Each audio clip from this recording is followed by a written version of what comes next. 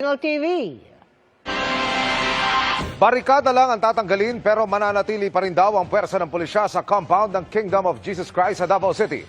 Git yan ng PNP kasunod ng inilabas na Temporary Protection Order ng Davao Regional Trial Court. Nakatutok si June Veneracion.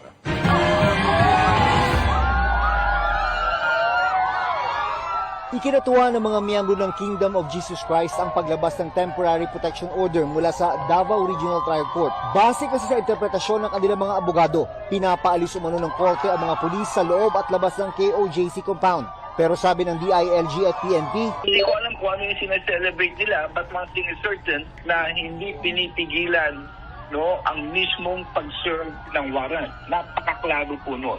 Wala pong dapat muna pong ipagdiwang sa ngayon dahil po malinaw naman po ang nakasaad po doon sa protection order. Anila, ang tatanggalin lang ng PNP ay ang mga barikada bilang pagsunod sa utos ng korte. Pero mananatili pa rin nilang nakadeploy ang mga pulis sa KOJC compound para isilbi ang warrant of arrest laban kay Pastor Apollo Kibuloy at mga kapwa-akusado. Ganun pa man, hihingi raw ang DILG at PNP ng paglilinaw sa korte kaugnay ng inilabas na kautusan. Tuloy-tuloy pa rin ang police operation para hanapin si Pastor Kibuloy. Hindi po tayo titigil sa pagpapa-implement po nitong warrant of arrest at hopefully malapit na po tayo doon sa mga ina-achieve po nating goal po. Sabi ng PNP, may mga nakaredy raw ng augmentation force mula sa iba't ibang rehiyon para makapagpahinga naman ang mga naunang idineploy sa compound ng KOJC.